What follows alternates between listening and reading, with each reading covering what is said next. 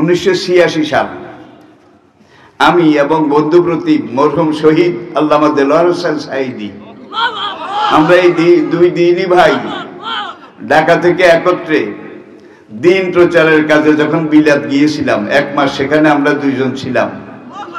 একই মাহফিলে আমরা দ্বীনের কথা বলেছি, দ্বীনের দায়ী হিসাবে। সেখানে যখন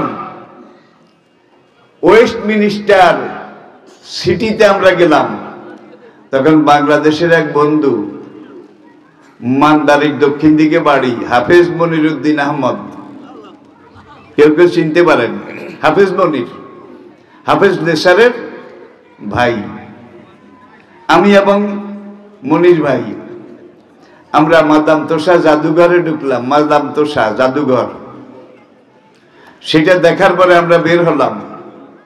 বের হওয়ার পরে বাংলাদেশের আরেক বন্ধু এসে বলে, মনির ভাই বড় হুজুরকে নিয়ে এসেছেন, ওয়েস্টমিনিস্টার আদালতে আজকে একটা মামলার রায় হবে, অনেক মানুষ গিয়েছে, আমরাও যাব মামলার রায়টা শোনার জন্য।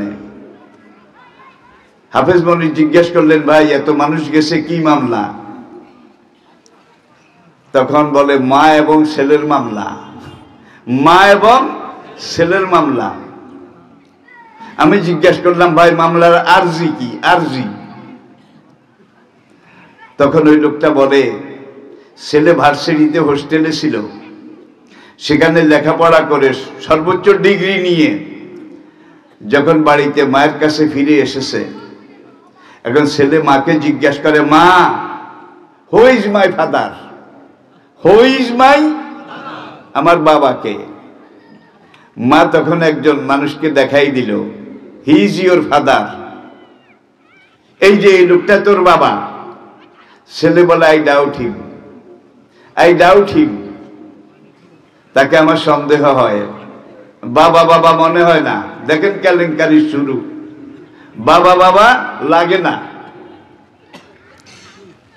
তাকে মা অনেক বুঝাইলো, সঙ্গীরা অনেক বুঝাইলো, ছেলে বলে না, ওইটারে বাবা বাবা লাগে না। মা গিয়ে ছেলের বিরুদ্ধে ওয়েস্টমিনিস্টার আদালতে মামলা রুজু করে দিল, মা যে আমার ছেলে আমার স্বামীকে আব্বা বলে স্বীকার, আমি আদালতে সাহায্য চাই। আগে কয়েকটা তারিখ গেছে, আজকে চূড়ান্ত, আজকে রায় হবে। আমরা সেদিন গেছি মাননীয় আদালত। বিচারক বলে, এই ছেলে, তোমার মা বলেছে অমুকে তোমার বাবা, তুমি মেনে নিলেই তো সব লেখা শেষ হয়ে যায়, আর কোনো টানা পড়ে থাকে না, তুমি মেনে নাও। ছেলে তখন বলেছিল, মেনে তো নিতাম sir, your honour please, your excellency please, please excuse me. মা যে এই লোকটাকে দেখাইছে, এইটারে বাবা বাবা লাগে না, জিন্সের একটা টান আছে, রক্তের একটা টান আছে, ঠিক কিনা বলেন? সেই টানটা ছেলের কাছে অনুভব হয় না, কার বাবা বাবা লাগে না। আরেকদিন ছেলে বলল, মা সত্যি করে বলো আমার বাবাকে। মা এবার আরেকজন দেখাই দেব, আরেকজন। দেখেন কেলেঙ্কারি, সে যদি না হয়ে থাকে তাহলে অমুক তোমার বাবা। এখন ছেলে আদালতের কাছে ওই নামটা পেশ করলো। পেশ করার পরে আদালত, মা যাকে বলছে প্রথমবার তোমার বাবা আমার স্বামী, পরবর্তীতে যাকে বলল ওই লোকটা, এই দোনোজনকে আদালতে নিয়ে দোনোজনের রক্ত পরীক্ষা করলো। রক্ত পরীক্ষা, ব্লাড টেস্ট। ডিএনএ আবিষ্কার হওয়ার আগে কিন্তু রক্ত পরীক্ষাই ছিল বংশ নির্ধারণের একমাত্র কলকাঠি। এখন দুই পুরুষের রক্ত পরীক্ষা করেছে, ছেলেরও করেছে, দুইজনের একজনের সাথেও রক্তের গ্রুপ মিলে নাই। তখন আদালত রায় দিয়েছে, ছেলের কথাই ঠিক, রক্তের গ্রুপ মিলে না, দুইজনের একজনও বাবা না। এবার মাকে জিজ্ঞাসা করে, মহিলা তুমি সত্যি করে বলো এই ছেলের বাবাকে? এইবার মহিলা 3 নম্বর আরেকজনকে দেখাইছে, কথা হইলে অমুক। এই লোকটাকে পুলিশ দিয়ে এনে তারও রক্ত পরীক্ষা করেছে, 3 জনের একজনেরও ব্লাড গ্রুপ, রক্তকণিকা মিলে না। তখন আদালত বলে, মাননীয় আদালত, এই ছেলেকে এই তিনজনের একজনকেও বাপ ডাকার জন্য নির্দেশ দিতে অপারগতা প্রকাশ করছে। আদালতের পক্ষে রায় দেওয়া সম্ভব নয়, ছেলের কথাই ঠিক। আমি কথাটা এই জন্য এনেছি, আগে রক্ত পরীক্ষা করে বংশ নির্ধারণ করা হতো। কানাডাতে তাও একবার 90 দশকে মা এবং মেয়ে এই দুইজনের মধ্যে ঝগড়া, বাবাকে ফ্রি সেক্স, ফ্রি মিক্সিং, অবাধ যৌন মিলন। ভাই কোন খালের পানি কোন খালে গিয়ে পড়েছে, সব খাল লাগা লাগা। এখন আপনি পানিটা আলাদা করবেন কেমনে বলেন? মা বলল মেয়েকে, অমুকে তোর বাবা, কানাডার কথা বলছি। তখন মেয়ে বলে আই ডাউট হিম, ওই ছেলের মতো বাবা বাবা লাগে না, বাবা বাবা লাগে না। মা একে একে 4 জন দেখাইল, 4 জনের একজনের সাথেও রক্তের গ্রুপ মিলল না। আদালত মেয়ের পক্ষে রায় দিল। শেষবারে মা যখন আরেকজনকে দেখাইল, তাকে ধরে এনে তার রক্ত পরীক্ষা, মেয়ের রক্ত পরীক্ষা, ব্লাড টেস্ট দুইটা মিলাইয়া এই 4 নম্বর ব্যক্তির সাথে মেয়ের রক্তের গ্রুপ মিলে গেছে। এইবার আদালত রায় দিল, you are bounded to call him your father. তোমার মা 4 নম্বরে যে লোকটাকে ইন্ডিকেট করেছে, দেখিয়েছে, তার সাথে তোমার রক্তের গ্রুপ মিলে গেছে, অবশ্যই তুমি তাকে বাপ বলতে বাধ্য থাকিবে।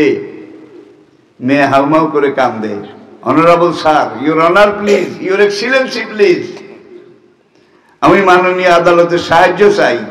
4 বার রক্ত পরীক্ষা করে যদি বাবা বাইর করতে হয়, এমন বাবা আমার দরকার নাই, বাবা ছাড়াই আমি ভালো আছি।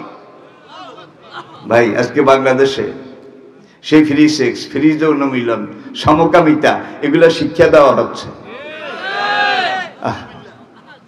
শহীদ গাজীর এই বাংলাদেশ, শেরে বাংলা সরোয়ার্দির এই বাংলাদেশ।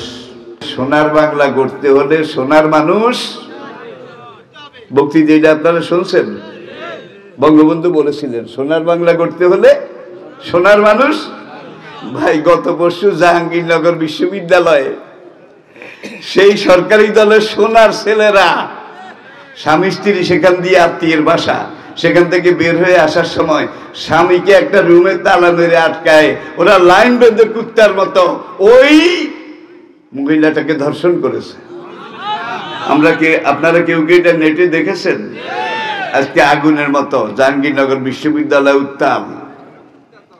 ব্র্যাক বিশ্ববিদ্যালয়ের দিকে তাকান, হোমোসেক্স, সমকামিতা, পুরুষে পুরুষে যৌন মিলন, নারীতে নারীতে যৌন মিলন, এটাকে যখন তারা প্রমোট করলো, করার পরে এটা বিস্ফোরিত হলো।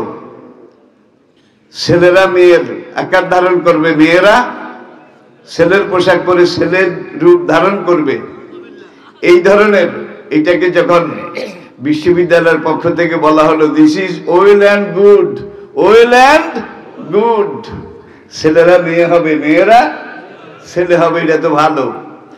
নবী বলেছেন লান আল্লাহ, আল্লাহ লানত পড়ুক যেই পুরুষেরা নারীর বেশ ধারণ করে, আল্লাহর গজব পড়ুক যে নারীরা পুরুষের বেশ ধারণ করে, আল্লাহর গজব পড়ুক।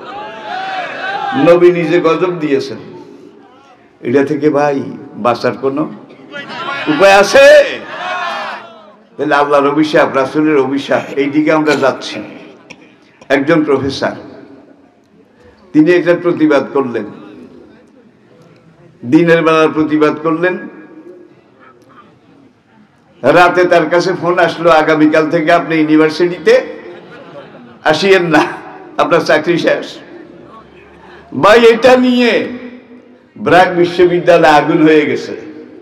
ভাই এই দেশের মানুষ, অনেক মানুষ আছে, অনেক যুবক তরুণ নামাজ পড়ে না, ঠিক মতো রোজা রাখে না, আছে আছে, কিন্তু যদি সে শুনে ইসলামের উপরে এই লোক এই কথা করেছে, ওই যুবক জীবন দেওয়ার জন্য সবাই লাগে লাফিয়ে পড়ে যে নামাজ পড়ি না, রোজা রাখি না, কিন্তু ইসলামের বিরোধিতা সহ্য করব না।